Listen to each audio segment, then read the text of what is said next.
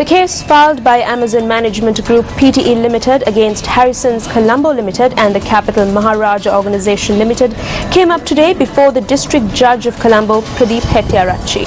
Prior to President's Counsel S.A. Parthalingam's submissions, Attorney-at-Law G.G. Arul Prakasam, appearing on behalf of Harrison's Colombo Limited and the Capital Maharaja Organisation Limited, tendered to court the proxy's statement of objections and answer with a counterclaim of 50 million rupees against Amazon Management Group Pte Limited.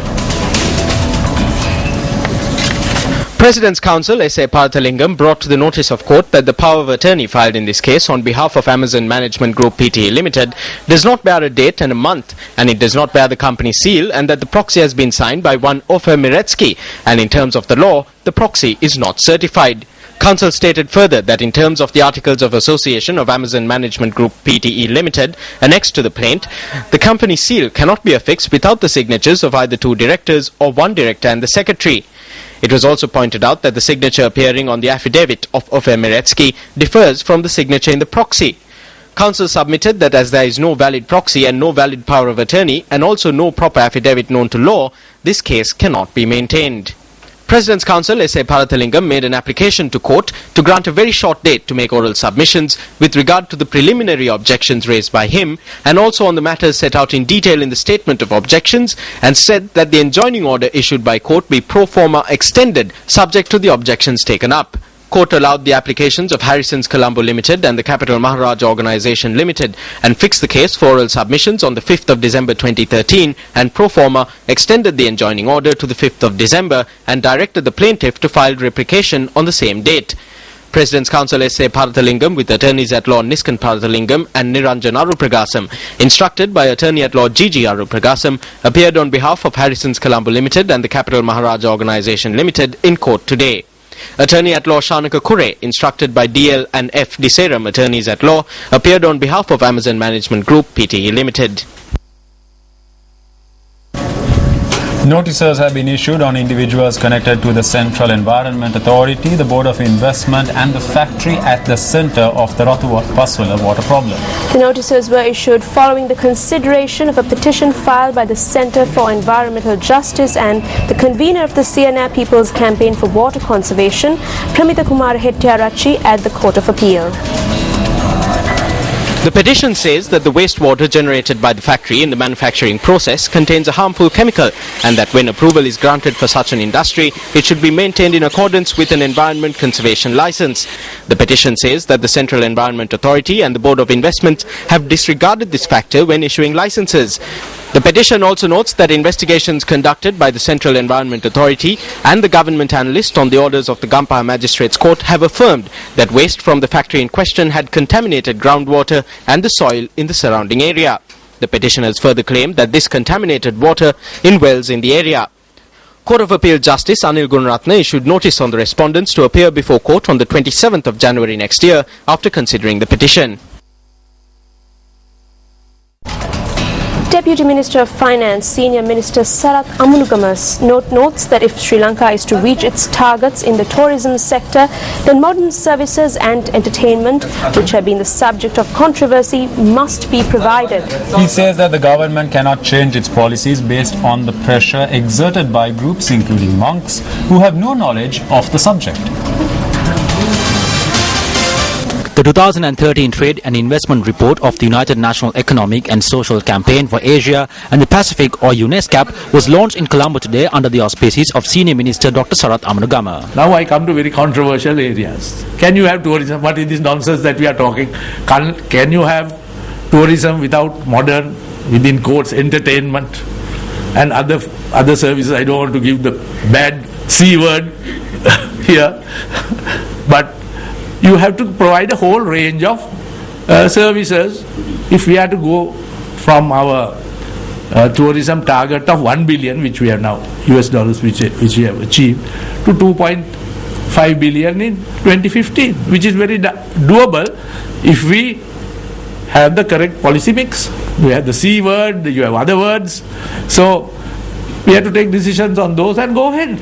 I mean, can you, by showing some elephants, by showing them, can you jump your tourism from 1 million to 2.5 million? I mean, that is just wishful thinking. And just because monks go around here and there who know nothing about this subject, I don't think we can change our policies. The minister also commented on the increase in the price of certain goods through the 2014 budget. In this budget, we have given a whole raft of incentives so that domestic production can go up. Now, yesterday I read somewhere, one of the newspapers, the cost of sprats have gone up. All these things have gone up. Milk foods have gone up. Yes, we have put up the cost of all those imported food items. We have not taxed, please put this properly in the papers, we have not taxed any of the domestic, agricultural or industrial or commercial goods. Let's take a quick look at the newspaper cartoon of the day.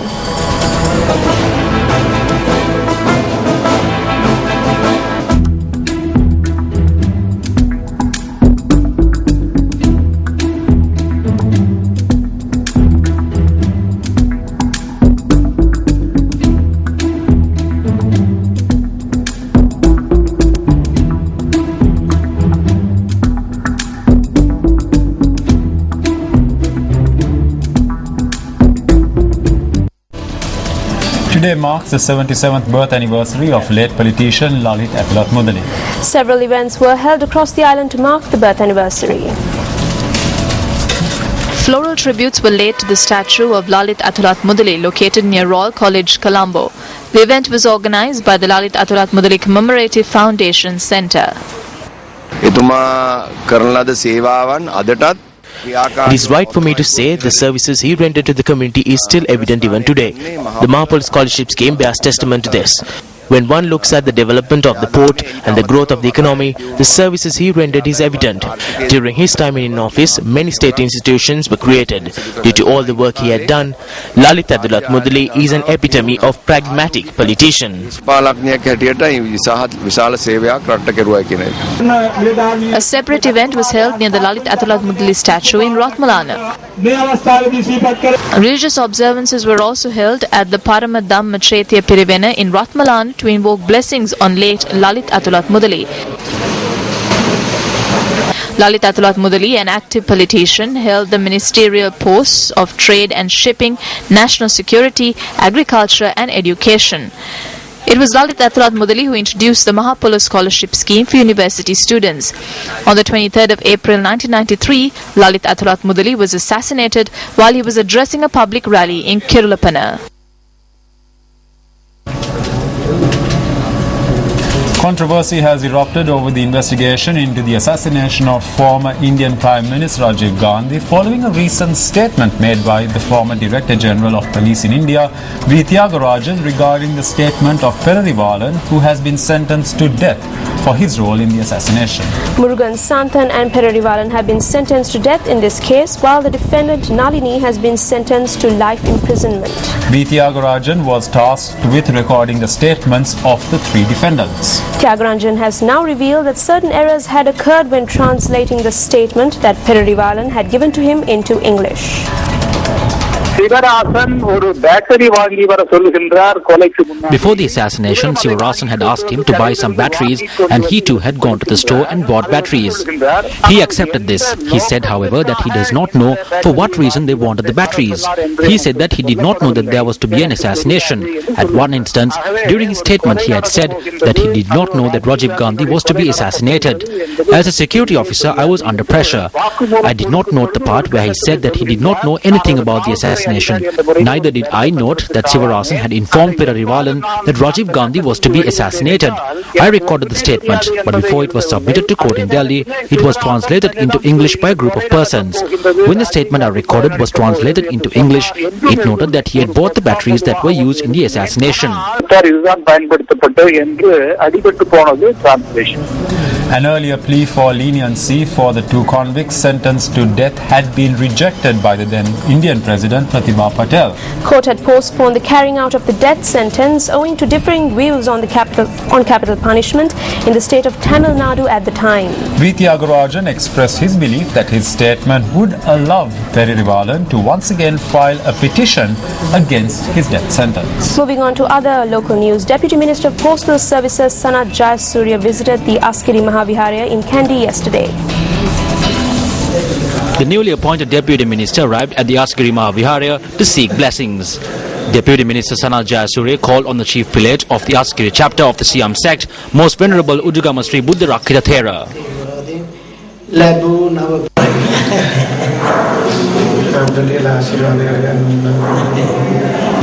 Cricket board given a background.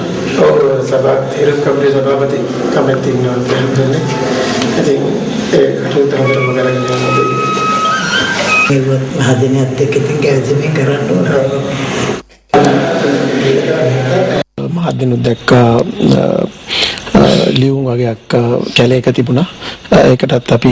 It was reported in the media that a stock of letters were found in a jungle.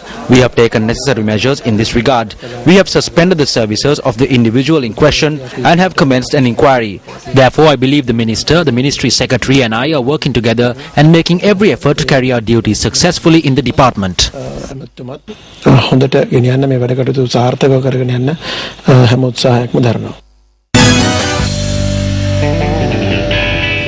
A media briefing took place in Colombo yesterday to create awareness on the national marathon competition, of which Sports First and News First are the media sponsors.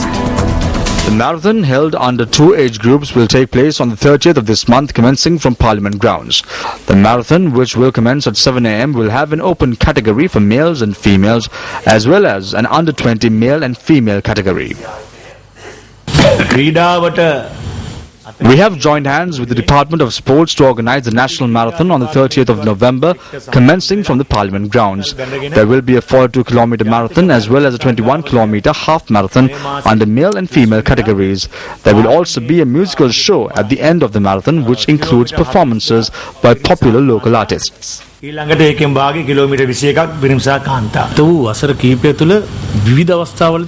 past several years, we have been the media sponsors for various athletic events, including marathons in Sri Lanka. This is the third time this year that we are joining hands together with the Sports Ministry to conduct a road race. We want to ensure that each and every participant will get a chance to showcase their sporting abilities from the time they register in the morning until they finish the marathon.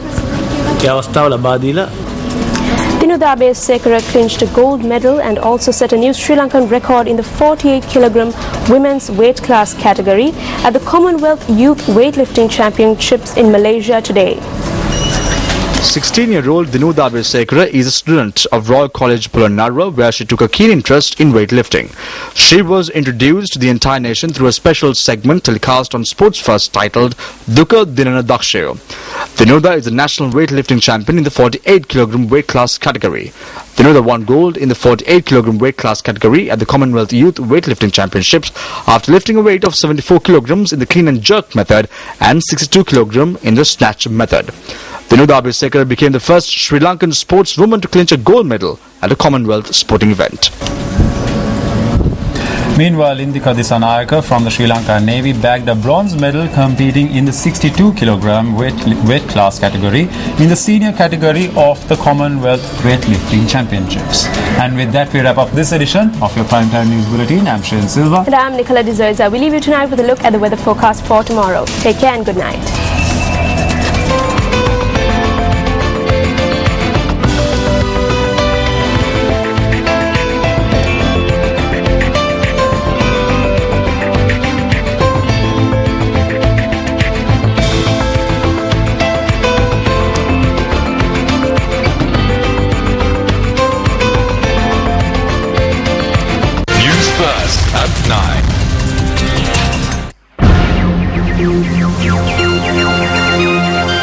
Hotline 0114 896 896 www